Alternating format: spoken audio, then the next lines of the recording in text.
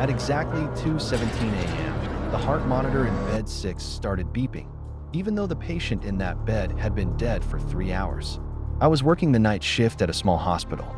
Night shifts were always quiet. Most patients were asleep. The lights were dim. The hallways felt empty, and every sound echoed. That night, I was assigned to the old wing of the hospital. Nobody liked working there. It always felt cold, even when the rest of the hospital was warm. People said strange things happened there, but I didn't believe in stories. One of my patients was an old man named Mr. Harold. He was weak and had trouble breathing. That night, he passed away peacefully at 11:04 p.m. The doctor confirmed his death. I was there. I helped clean him. I helped move his body. After that, the room was empty. So when I heard the heart monitor alarm later that night, my heart dropped. The sound came from room 6. I looked at the screen at the nurse's station. The monitor showed a heartbeat. Slow but steady. That's not possible, I said quietly. I knew Mr. Harold was dead. I had seen it myself. Thinking maybe the machine had a problem, I picked up my flashlight and walked down the hallway. The lights above me flickered as I walked. The hospital felt unusually quiet, like it was holding its breath. When I reached room 6, the door was slightly open. I stopped. I was sure I had closed it earlier. I pushed the door open. The bed was no longer empty. Someone was lying there, covered with a white hospital blanket. My hands started shaking. I took a step closer. The shape under the blanket looked exactly like a human body. The heart monitor beside the bed was beeping. I whispered, "Hello." No answer. Slowly, with fear in my chest, I pulled the curtain back and lifted the edge of the blanket. It was Mr. Harold. His eyes were open. He wasn't breathing. He wasn't moving. His eyes were staring straight up at the ceiling. I screamed and fell backward, hitting the wall. "No, you're dead," I shouted. "I watched you die." At that moment, the heart monitor made a long, sharp sound. Flatline. The lights in the room flickered wildly, then went back to normal. When I looked back at the bed, it was empty. No body, no blanket, no monitor, nothing. I ran out of the room, crying and shaking. At the end of the hallway, I almost crashed into the head nurse. She grabbed me and asked what was wrong. I tried to explain everything. I told her about the beeping monitor. I told her I saw Mr. Harold in the bed. She looked worried, but calm. She walked back with me to room 6. The room was completely empty. She looked at me and said, "This room has been closed since Mr. Harold died. There is no monitor in here." I felt weak. Later that night, still shaking, I checked the hospital logbook. My hands froze when I saw a new entry written under today's date. 2:17 a.m. Patient returned to bed. No one admitted writing it. When my shift ended, I went home and didn't sleep at all. 2 days later, I decided to search the hospital records. What I found scared me even more. Mr. Harold had died in that same room. Bed 6, exactly 20 years earlier. Same date, same time, 2:17 a.m. That room was never supposed to be used again. People said that sometimes patients who died there came back, just for a moment, before leaving forever. I quit my job the next week. Even now, years later, I still wake up at night hearing a heart monitor beeping in my head. Slow, steady, from an empty bed. The call button in room 312 kept lighting up at night, even though that room was supposed to be empty. I worked as a security officer at a large city hospital. My job was simple: walk around, check doors, respond to alarms, and keep everything calm during the night shift. Most nights were boring. The hospital felt quiet after midnight, like the whole building was asleep. But there was one rule everyone followed: never go near room 312 at night.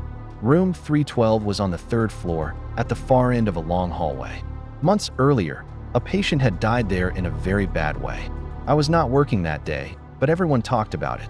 They said the patient screamed for help all night, pressing the call button again and again. When the nurses finally entered the room, it was already too late. After that, the room was closed. The bed was removed. The machines were taken out. The call system was disconnected. Room 312 was locked and left empty. At least, that's what we were told. One night, during my shift, I was sitting in the security office watching the camera screens when a red light flashed on the panel. Room 312, call button activated. I frowned. That must be a mistake, I said to myself. I called the nurse station on that floor. The nurse sounded confused. Room 312? That room has no patient. Thinking it was an electrical problem, I grabbed my flashlight and walked upstairs. The elevator felt slower than usual.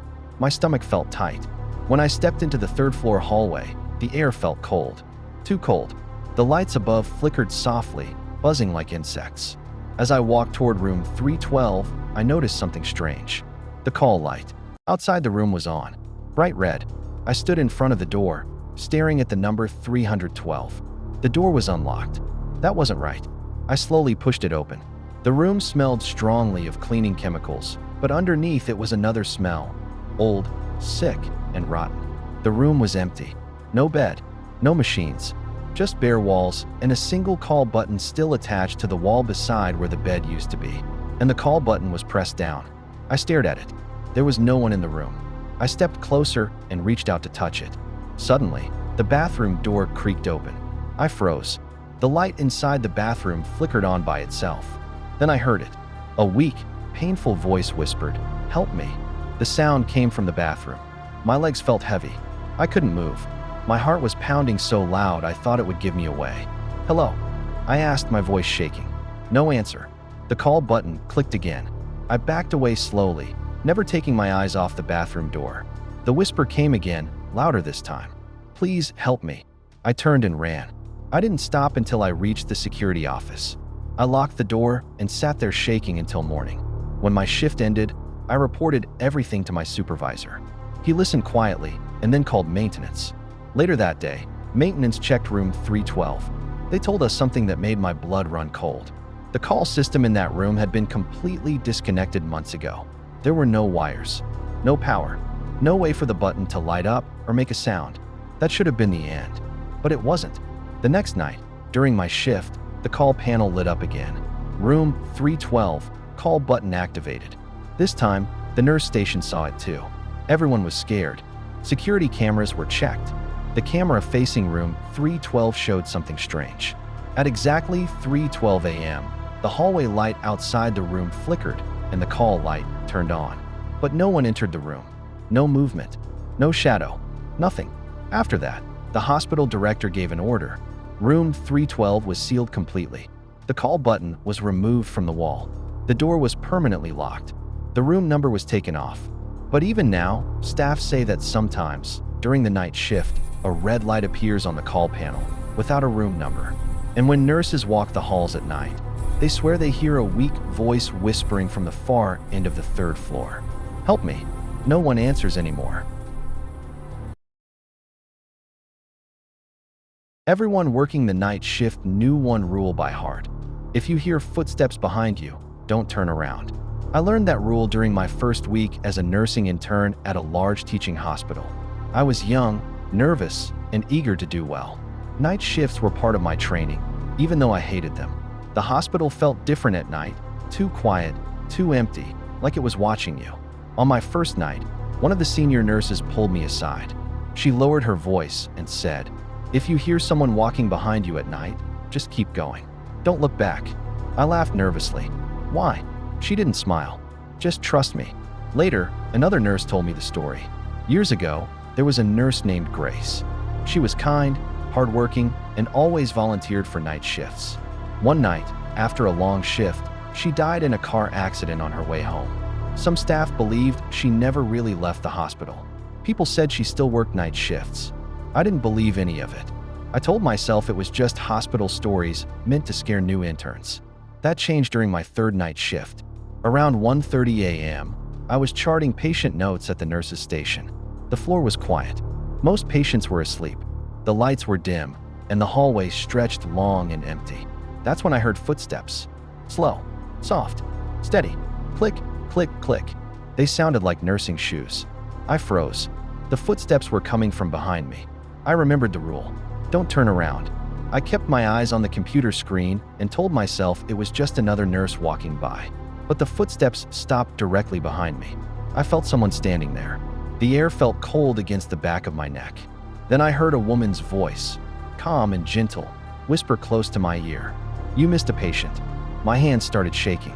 I wanted to turn around so badly, but fear held me still. I'll check," I whispered.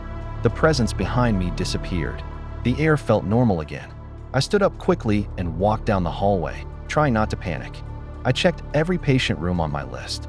All of them were fine. No alarms. No emergencies. I told myself I imagined it. But the next morning, the head nurse called an emergency meeting. One patient in the ICU had died overnight. No one had checked on him for hours. The nurse who was supposed to monitor him swore she never saw his name on the list. That's when I felt sick. Later that night, I asked another intern about Grace. She looked uncomfortable. You heard her too, didn't you? My blood went cold. She told me more details. Staff often heard footsteps at night, always behind them. Some heard a voice warning them. When they listened, patients were saved. When they ignored it, someone died. But no one ever saw her face. A few nights later, I was alone in the supply room around 2 a.m. I was organizing medications when I heard the footsteps again. Click, click, click. They stopped right outside the door. I held my breath. The door slowly opened. I didn't look. A soft voice said, "You're needed in room 417." The door closed by itself. My heart was racing, but I rushed to room 417. The patient was having trouble breathing. If I had arrived even a minute later, he could have died. That night, I believed. The security guards believed too. One morning, while reviewing camera footage, they noticed something strange. At exactly 2 a.m. every night, a woman in old-style nurse scrubs appeared on the cameras. She walked the halls calmly. She never entered or exited the building. At the end of the hallway, she simply disappeared. The cameras never showed her face. Her badge was blurry, but one name could still be read: Grace. The hospital administration tried to keep it quiet. They said the footage was a glitch, but staff knew the truth. Grace was still working. One night, near the end of my internship, something different happened. I was charting again at the nurse's station when I heard the footsteps. This time, they came fast. Urgent. The voice whispered, louder than before, "Don't ignore this one." I ran down the hallway to the ICU. One patient's monitor was flashing. His heart rate was dropping fast. We called the doctors and worked together to save him. He survived. Later that night, I felt a strange calm. As I walked toward the exit at the end of my shift, I heard footsteps beside me, not behind me. For the first time, I dared to glance sideways. I saw a reflection in the glass wall. A woman in old nurse scrubs. Tired eyes. A gentle smile. She nodded at me. Then she was gone. After that night, the footsteps stopped for me. I completed my internship and left the hospital, but I still keep in touch with some staff. They say Grace is still there, still walking the halls, still watching over patients, still working the night shift, because some nurses never clock out.